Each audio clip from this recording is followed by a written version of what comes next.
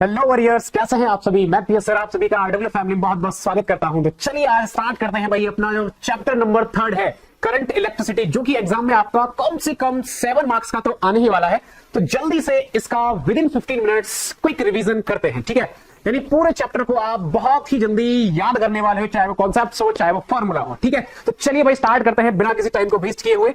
जो इस चैप्टर का पहला टॉपिक है वो आता है हमारा इलेक्ट्रिक करंट। करंट क्या होता है भाई, आई से हम इसे रिप्रेजेंट करते हैं, और चार्ज के फ्लो होने का जो रेट होता है, rate of flow charge in any conductor, वही हमारा करंट होता है, जिसे हम Q is equal to NE upon T इस तरीके से भी हम इसे लिख सकते हैं। कैसी क्वांटिटी होती है मेरे भाई, ये स्केलर क्वांटिटी होती है। क्या करंट के पास डायरेक्शन नहीं होती? बिल्कुल होती है, डायरेक्शन भी है, मैग्नीट्यूड भी है, फिर भी स्केलर। क्यों? क्योंकि वेक्टर के रूल्स को फॉलो नहीं करता है, इसीलिए इसे स्केलर क्वांटिटी बोला गया है।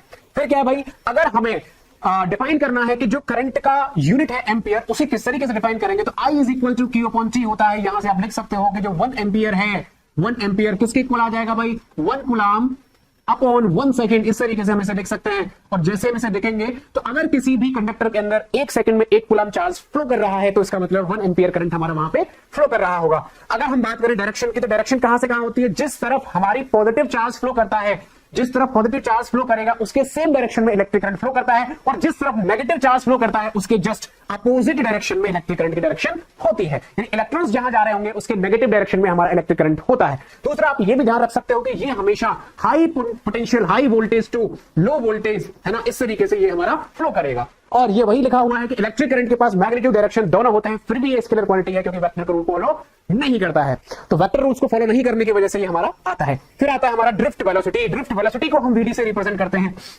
कोई भी कंडक्टर है, उस कंडक्टर के अंदर इलेक्ट्रॉन्स की जो एवरेज वेलोसिटी होती है, किसी एक ही डायरेक्शन में अगर वो मूव कर रहे हैं कंडक्टर में, अगर इलेक्ट्रिक फील्ड हमने कनेक्ट कर दिया है, तो इलेक्ट्रॉन्स के जो एवरेज वैल्यू आएगी वेलोसिटी की, वही हमारी ड्रिफ्ट वेलोसिटी हो जाती है। तो average velocity with which free electrons in conductor get drifted under influence of external field, external electric field. तो VD का फॉर्मूला आपको याद होगा, E टाउ अपॉन M। एक तो ये याद रख सकते हैं, या फिर VD इज इक्वल टू, और क्या लिख सकते हैं, EV टाउ अपॉन ML, क्योंकि स्मॉल जो कैपिटल E है उसकी जगह हम V अपॉन L भी लिख सकते हैं। तो ये फॉर्मूला भी हमारा बन जाएगा। ये हमारा ड्रिफ्ट वेलोसिटी था। फिर आता है relation between current and drift velocity, यानी फॉर्मूला होता है I is equal to NEA VD। बहुत इंपॉर्टेंट फॉर्मूला है, सबको याद रखना है। I हमारा करंट होता है, ये होते हैं number of electrons per unit volume.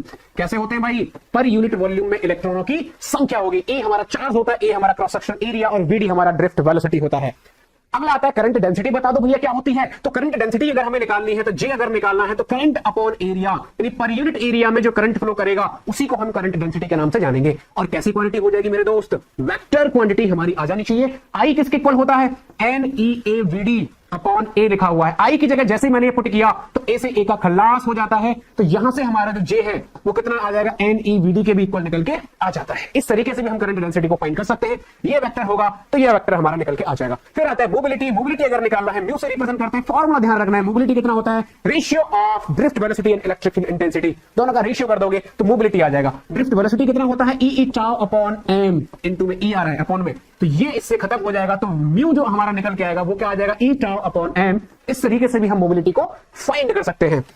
अगला है ओम्स लॉ, बहुत मजेदार है। क्या कहता है कि अगर कहीं पे किसी भी कंडक्टर के लिए कांस्टेंट टेंपरेचर हो, यानी फिजिकल प्रॉपर्टी सेम दे रखी हो, तो V डायरेक्टली प्रोपोर्शन I क्या होता है, यानी जैसे जैसे V बढ़ेगा वैसे वैसे I भी हमारा बढ़ता है। और प्रोपोर्शनल को हटा दिया जाए तो कांस्टेंट आता है, जिसको हम क्या बोलते हैं मेरे दोस्त, रेजिस्टेंस के नाम से जानते हैं कि ये तो जी रेजिस्टेंस हो जाएगा। अगर हमें V वर्सेस I निकालना हो, तो यहाँ V है यहाँ I है, V वर्सेस I निकालना है, तो जैसे जैसे हमारा I बढ़ेगा वैसे वैसे हमारा V की वैल्यू भी इंक्रीज होती जाती है। इस तरीके से हम इसे बोल सकते हैं। फिर आता है रेजिस्टेंस। रेजिस्टेंस का काम होता है रुकावट पैदा करना। इलेक्ट्रिक करंट जो फ्लो कर रहा है उसको रोकने का काम, करने का काम, रजिस्ट करने का काम हमारा रेजिस्टेंस का होता है। तो R इज इक्वल टू, यहां से निकाल सकते हो R कितना आ जाएगा मेरे दोस्त, V अपॉन I। कितना आ जाएगा, V अपॉन I। यहां से आप ऐसे ही लिख सकते हो कि I is equal to V upon R, यानी रेजिस्टेंस अगर ज्यादा तो I हमारा कम हो जाएगा। और मैंने R का एक फॉर्मूला और बताया था, R is equal to rho L upon A, ये भी ध्यान रखना है। और यहाँ पे रो क्या है, रेजिस्टिविटी। क्या होता है, रेजिस्टिविटी। और रेजिस्टिविटी भी हम फाइंड कर सकते हैं। रो कितना आ जाएगा, RA अपॉन L। रो की वैल्यू कितनी आ जाएगी, RA अपॉन L आ जाएगा, ठीक है। रो यानी रेजिस्टिविटी। रेजिस्टिविटी को स्पेसिफिक रेजिस्टेंस के नाम से भी जानते हैं, या तो स्पेसिफिक रेजिस्टेंस बोलो या फिर क्या बोल दो इसे, रेजिस्टिविटी। इस तरीके से भी हम इसे बोल सकते हैं, रो से रिप्रेजेंट करते हैं। यूनिट क्या निकल के आ जाएगी, ओम इंटू मीटर। ओम मीटर इसकी यूनिट हमारी निकल के आ जानी चाहिए। अगला आता है factor influence of the resistance of the wire. Factor क्या है, रेजिस्टेंस किन किन पे डिपेंड करता है, तो रेजिस्टेंस डायरेक्टली प्रोपोर्शनल लेंथ के होता है, रेजिस्टेंस इनवर्सली प्रोपोर्शनल एरिया के होता है। दोनों को अगर कंबाइन कर दिया जाए तो resistance directly proportional L, inversely proportional ए मिलेगा। प्रोपोर्शनल को अगर आप हटाओगे तो कांस्टेंट मिलेगा, जिसे क्या लिख सकते हैं, R is equal to rho L upon A, ये आ जाएगा। ठीक है दोस्त, तो ये फॉर्मूला हमारा यहीं से निकल के आता है। अगर हम रेजिस्टेंस का रेसिप्रोकल कर दें तो कंडक्टेंस आ जाएगा। रेजिस्टेंस का रेसिप्रोकल कंडक्टेंस, यूनिट वगैरह क्या हो जाएगी, मेहो या ओम इनवर्स। रेजिस्टेंस का उल्टा कर दो या फिर साइमेन के नाम से भी हम इसे जान सकते हैं। अगला कंडक्टिविटी, रेजिस्टिविटी का उल्टा कर दो। रेजिस्टिविटी का उल्टा कर दिया जाएगा तो कंडक्टिविटी निकल के आ जाएगा। ओम मीटर इनवर्स आ गया है, या सीमेन पर मीटर भी आप इसे लिख सकते हो। अगला आता है Ohm's law in vector form. क्या होता था ओम्स लॉ वेक्टर फॉर्म, पता है हमें, E इज इक्वल टू कितना होता है मेरे भाई, रोजे। E इज इक्वल टू रोजे, मैंने आप सभी को बता रखा है, E इज इक्वल टू रोजे। या फिर आप इसे ऐसे भी लिख सकते हो कि रो किसके इक्वल होता है भैया, रो तो होता है 1 सिग्मा के इक्वल। कितना होता है, 1 सिग्मा, तो आप इसे sigma E is equal to J भी बोल सकते हो। इस तरीके से भी आप इसे बोल सकते हो, J vector is equal to sigma into. ठीक है दोस्त, चलिएगा अब आता है कि अगर हम किसी वायर को स्ट्रेच कर देते हैं, खींच देते हैं, तो उसका वॉल्यूम तो कांस्टेंट होता है, लेकिन रेजिस्टेंस कैसे वेरी करता है, तो ध्यान रखेंगे R directly proportional n square हो जाता है। यहां से आप लिखोगे R1 upon R2 is equal to L1 upon L2 का होल स्क्वायर, इस तरीके से आप बोलोगे। ठीक है, तो ये लेंथ को अगर हम खींच रहे हैं, स्ट्रेच कर रहे हैं, तो उस कंडीशन में आपको देखने को मिलेगा। फिर आता है classification of materials depending upon resistivity. तो जिन मटेरियल के लिए रेजिस्टिविटी कैसी होती है, नेग्लिजिबल स्मॉल होती है, तो रेजिस्टिविटी अगर स्मॉल है उनको क्या बोलेंगे भाई, कंडक्टर्स। जिनमें इलेक्ट्रिक करंट फ्लो कर जाता है, कंडक्टर्स हो जाते हैं। और क्या बोलोगे भाई, जिन मटेरियल के लिए रेजिस्टिविटी कैसी हो जाती है, बहुत ज्यादा हो जाती है, हाई हो जाती है, तो उनको क्या बोलेंगे, इंसुलेटर। रेजिस्टिविटी ज्यादा, इंसुलेटर, क्योंकि इलेक्ट्रिक करंट कम फ्लो करेगा। और जिनके बीच में रेजिस्टिविटी दोनों के बीच मिलाई करेगी, कंडक्टर्स और इंसुलेटर के बीच मिलाई कर रही है, तो उनको क्या बोलेंगे, सेमीकंडक्टर। बीच वाले हैं भैया, ये बीच वाले हैं, ना ज्यादा होगी ना कम होगी। फिर आता है temperature coefficient of resistance, alpha से हम इसे रिप्रेजेंट करते हैं।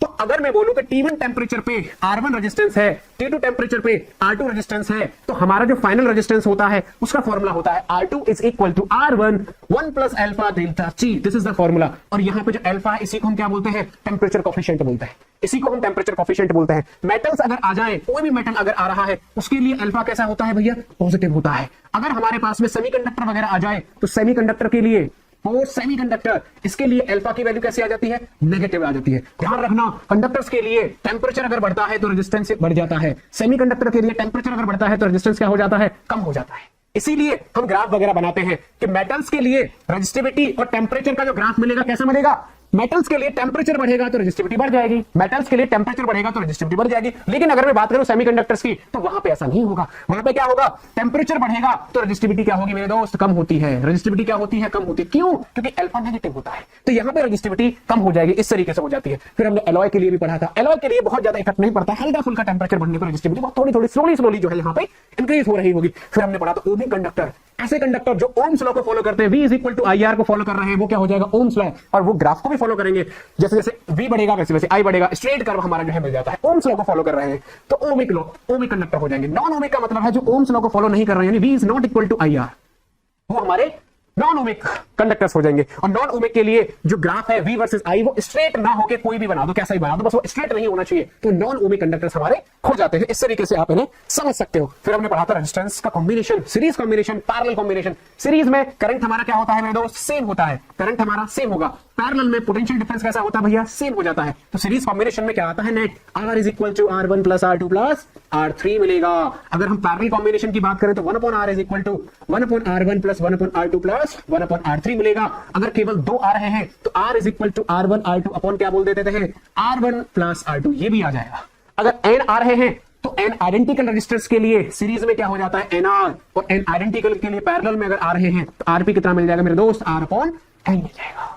ठीक है, इस तरीके से हमने पढ़ा था। फिर किरचॉफ लॉ आता है। करंट लॉ में क्या बोला था, आने वाला करंट इज इक्वल टू जाने वाला करंट। किस पे बेस्ड होता है, इलेक्ट्रिक चार्ज पे बेस्ड होता है। ध्यान रखेंगे, इलेक्ट्रिक चार्ज पे बेस्ड रहेगा। आने वाला करंट कौन कौन सा है, ये वाला है, इज इक्वल टू जाने वाला। तो आने वाला total incoming current is equal to total outgoing current, यही होता है हमारा किरचॉफ का करंट लॉ। आने वाला इज इक्वल टू जाने वाला, ये ध्यान रखना, आने वाला इज इक्वल टू जाने वाला। ठीक है, और क्या है भाई, voltage law. Voltage law energy के ऊपर बेस्ड होता है, कंजर्वेशन ऑफ एनर्जी। क्या कहता है, कोई भी लूप अगर आ रही है तो उस लूप के अंदर टोटल जो हमारा पोटेंशियल डिफरेंस होता है वो जीरो होता है। समेशन IR समेशन E की वैल्यू हमेशा जीरो मिलेगी। या फिर हम क्या लिखेंगे, summation of delta V is also equal to zero.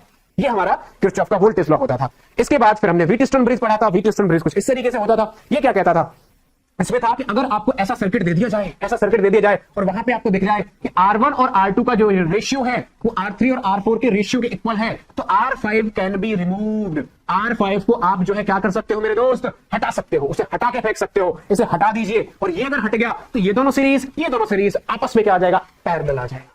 तो उससे आप जो है नेट निकाल सकते हो। और हटेगा इसीलिए क्योंकि जो VC है और VD इनका पॉइंट जो पोटेंशियल डिफरेंस होता है वो सेम हो जाता है। जो इसका पोटेंशियल वही इसका पोटेंशियल, तो R5 हट जाता है क्योंकि यहां से इलेक्ट्रिक करंट हमारा 0 पास करेगा।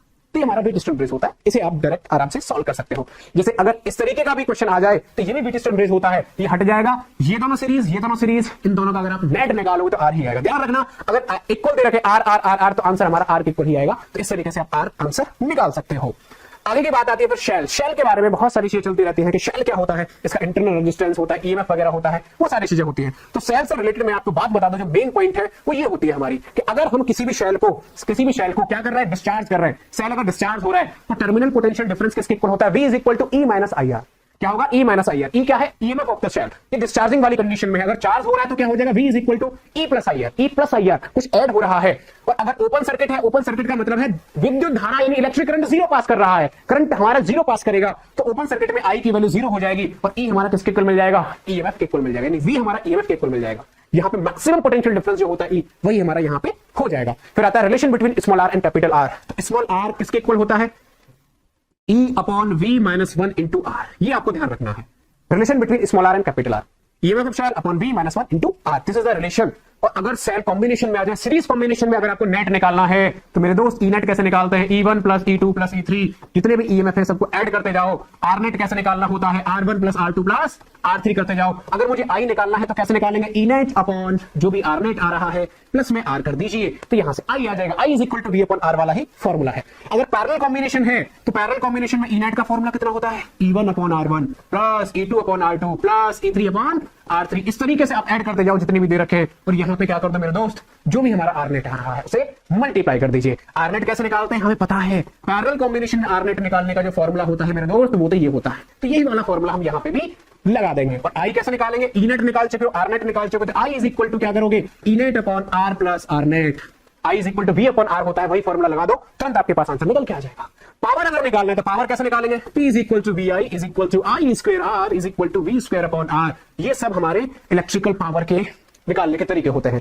P is equal to VI I square R और क्या आ जाएगा, V square upon R। Unit क्या होती है भाई पावर की, वॉट। वॉट हमारी यूनिट मिलेगी जिसे वॉट W से रिप्रेजेंट करेंगे। एक किलो वॉट भी होती है, एक हॉर्स पावर भी होती है। तो हॉर्स पावर किसके इक्वल होती है, 746 वॉट की इक्वल हमारी यूनिट होती है। ध्यान रखना है, किलो वॉट आप जानते ही, उसके बारे में क्या ही बताना। फिर आता है हमारा heating effect of electric current. जैसे जैसे हम हीट करते जाते हैं, जैसे जैसे इलेक्ट्रिक करंट को फ्लो करवाते जाएंगे तो डिवाइस हमारी हीट हो जाती है। कितनी हीट जनरेट होती है, तो H जो होता है वो पावर इंटू टाइम कर दो। पावर इंटू टाइम जो होता है वही हमारा हीट निकाल के दे देगा। जो पावर के फॉर्मूला है टाइम से मल्टीप्लाई कर दो, तो VIT I square RT V square upon RT, यानी क्या मिल जाएगा भाई, VIT I स्क्वायर RT और क्या मिलेगा, V square upon R into T। तो ये सारे फॉर्मूले हमारे हीट के मिल जाएंगे। और मेरे दोस्त हीट हो, वर्क हो, एनर्जी हो, सभी की यूनिट सेम होती है, वो आपको पता होना चाहिए, है ना। जैसे यहाँ पे अगर मैं बोलूं कि 1 किलोवाट आवर किसके इक्वल होता है, तो 3.6 into 10 to the power 6 joule के इक्वल होता है। ये कन्वर्जन याद होना चाहिए। 1 इलेक्ट्रॉन वोल्ट कितना होता है, 1.6 into 10 to the power minus 19 joule. ये कन्वर्जन आपको याद होने चाहिए। अगर आपको नंबर ऑफ यूनिट निकालनी है तो नंबर ऑफ यूनिट हमें निकालनी है सर, वो कैसे आएगा, तो नंबर ऑफ यूनिट्स कि बिजली का बिल कितना आ रहा है, तो टोटल वॉट निकाल लो, टोटल वॉट्स कितने आ रहे हैं, इनटू टोटल आवर्स निकाल लो, कितने घंटे आपने काम किया है, अपॉन में क्या कर दो मेरे दोस्त, 1000 से डिवाइड कर दो। तो टोटल नंबर ऑफ यूनिट्स निकालने का ये तरीका होता है, टोटल वॉट्स अपॉन 1000। तो ये था आपका chapter number 3 current electricity. 7 number का आता है। यहाँ से पूरे कॉन्सेप्ट, पूरे फॉर्मूले मैंने बहुत जल्दी आपको रिवाइज करा दिए हैं। कैसे लगी क्लास जल्दी से कमेंट सेक्शन में बताएंगे। अगले चैप्टर की चाहिए तो भी बताओगे। कोई भी सजेशन आपको देना हो, किसी भी तरीके की आपको वीडियो चाहिए और जिससे आपकी हेल्प हो सके, कमेंट सेक्शन में जरूर देके जाए। Okay, thank you so much, bye bye, take care, love you all.